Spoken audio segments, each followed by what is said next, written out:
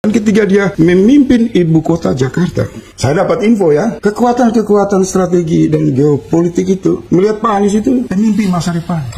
Karena dia menegakkan regulasi secara objektif. Dia tidak punya muatan ideologis yang bermain pada kepentingan tarik-menarik geopolitik. Dan pesannya, ini bukan ancaman. Bukan ancaman. Ada satu pelunturan politik visioner yang bagus. Ini sebenarnya mengunci Prabowo dan Ganjar. Anda yakin bahwa misalnya Anies dan kekuatannya ini mampu mengalahkan oligarki dengan segala perangkatnya, uangnya, untuk bisa mencurangi pemilu? 100% saya yakin. Karena saya punya data konsolidasinya, cuma saya nggak mau buka. Karena jelas, ya relawannya juga pengen ngitung-ngitung, menang apa enggak barang ini kan? Menang. Anda yakin menang gimana caranya? Begini. Tapi jangan. Saya ini begini, Amanda. Saya pertama melihat situasi politik di dalam negeri. Saya mengkonfirmasi dulu bagaimana rangkaian analisa dan pemahaman geopolitik terhadap Indo-Pasifik, lebih khusus Indonesia. Kita lihat sekarang peta dunia udah berubah. Dan perubahan itu terjadi 2020. Blok Barat Timur, BRICS dan NATO Amerika. Ini kan di dalamnya kekuatan Islam itu sudah tidak menjadi musuh bersama. Islam menjadi seksi, baik dalam pola hubungannya dengan kelompok BRICS maupun NATO Amerika. Kemudian kita lihat ada BRICS itu Rusia dan negara Timur Tengah termasuk Turki.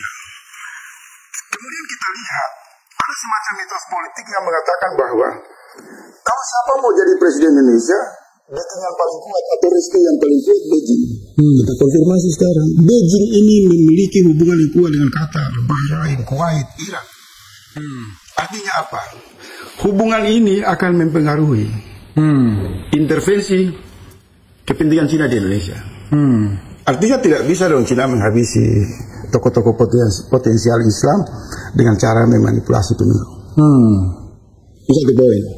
Poin kedua kita lihat Amerika dan negara-negara Eropa ketika mengalami pukulan kuat di Ukraina, mereka juga tidak akan membiarkan kawasan Indo-Pasifik, lebih khusus Indonesia yang begitu sangat strategi, ada dalam bayang-bayang intervensi kepentingan politik Cina. Ini bacaan luar dulu. Kemudian kita lihat Anies. Anies ini variabel yang mewakili Timur Tengah, Islam, mewakili NATO Barat, dan juga tidak punya catatan busuk di pusat-pusat strategi China. Tidak ada satu media Cina yang menjelek-jelekan Pak Anies. Dia bukan ancaman. Dan ketika dia memimpin ibu kota Jakarta, saya dapat info ya, kekuatan-kekuatan strategi dan geopolitik itu melihat Pak Anies itu pemimpin masa depan. Karena dia menegakkan regulasi secara objektif. Dia tidak punya muatan ideologis yang bermain pada kepentingan tarik-menarik geopolitik. Memang murni ingin mengembalikan Indonesia dalam satu sistem pembangunan berasas keadilan. Dan tidak ada ancaman. Nah, ini gambaran. Makanya termasuk perlakuannya terhadap kelompok agama ya? Gak ada, itu kan cuma beberapa orang dan mereka sudah bergabung dengan Pak Anies juga kan, dituduh intoleran itu. Yang kedua kita lihat kondisi dalam negeri. Masuknya PKB dengan nuansa Islam kebangsaan ini, saya tidak mau pakai istilah moderat kebangsaan. Karena persenyawaan NU-nya ya. Maka otomatis ini juga memberi penguatan pesan yang kuat ke dunia internasional. Bahwa gabungan ciri khas Anies yang basis religius intelektual bermitra dengan Islam kebangsaan. Dan pesannya ini bukan ancaman. Bukan ancaman. Ada satu pelunturan politik visioner yang bagus. Ini sebenarnya mengunci Prabowo dan Ganjar. Sehingga menurut saya intervensi asing itu tidak akan bekerja terlalu jauh. Nah, kita lihat di arena keinginan untuk perubahan di rakyat ini kan tumbuh. Politik bukan mobilisasi, partisipasi. Yang namanya politik partisipasi. Kamu mau bawa oligarki, mau bawa kekuatan apa kalah menghadapi kekuatan rakyat. Itu sudah dibuktikan lewat pilkada DKI, lewat gerakan reformasi. Kesadaran itu terlalu kuat. Anda yakin bahwa misalnya Anies dan kekuatannya ini mampu mengalahkan oligarki dengan segala perangkatnya, uangnya, untuk bisa mencurangi pemilu? 100% saya yakin. Oke. Karena saya punya data konsolidasinya, cuma saya nggak mau buka. Oke. Yang menjadi variabel-variabel yang mengganggu dan mungkin menurut saya mendepresi situasi psikologi Pak Anies itu, ya itu kan hanya permainan yang menuju kepada pencalonan saja. Iya. Dinamika tarik menarik. Begitu sudah ditetapkan sebagai calon, maka akhir semua. Ibarat kata langsung melesat, gitu ya. Misal gangguan yang dibuat semacam baygon politik ini kan disemprot oleh Pak SBY ini, menurut saya ini kan usianya paling waktunya ya 1 minggu. Iya. Setelah dipukul balik oleh kelompok kritis, beliau juga akan merenung bahwa tindakan beliau terlalu jauh salah. Malam ini pun mereka merenung nih, jangan-jangan setelah mendengar podcast kita ini. Kalau nggak merenung, saya demo mereka nanti. Ya kita yang punya cuma demo kan kalau mereka. Oke. Tapi ini soal yang tuntas. Aku yakin bagaimana pemenangan Pak Anies. Kan ente tadi baru bicara mengenai internasional, dalam negeri geopolitik, dalam negeri sedikit.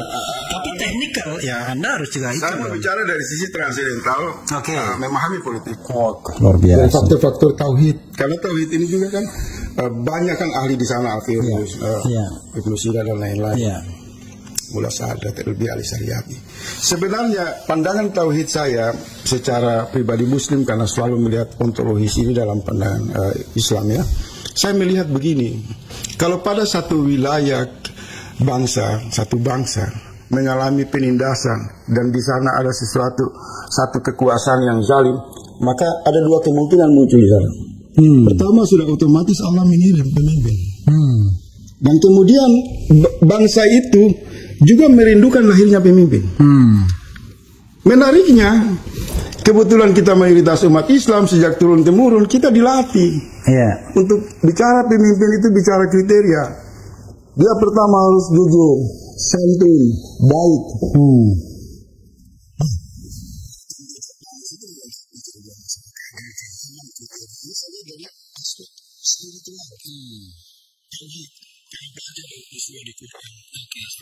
Sejarah di masa lalu.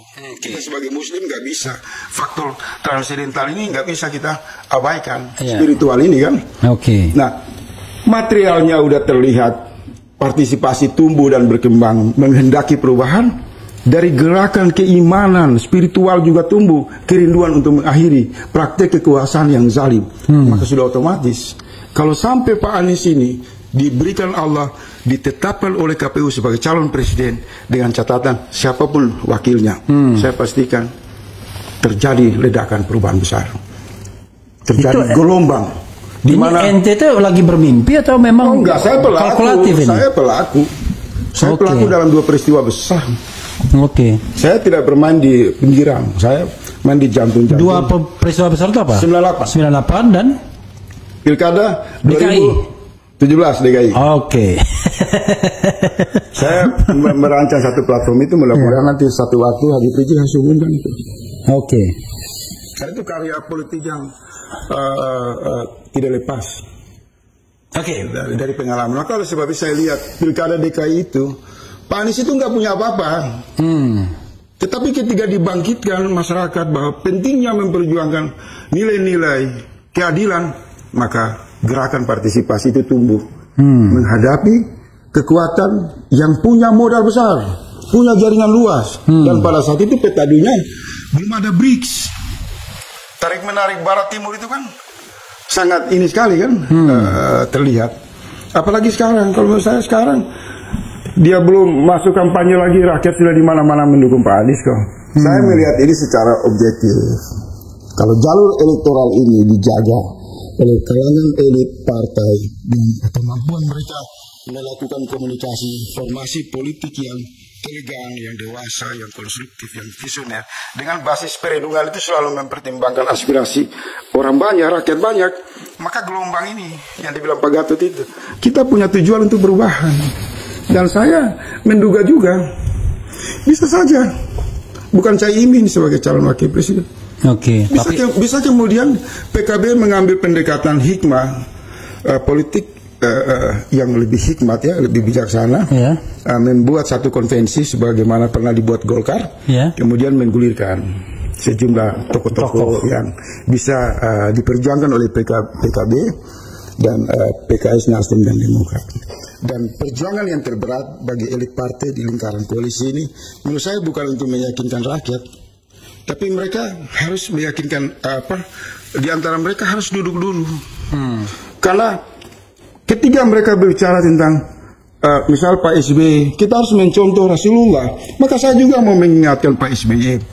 Ada satu aset besar yang diwariskan kepada umat sebagai cara untuk menyelesaikan masalah. Tabayun.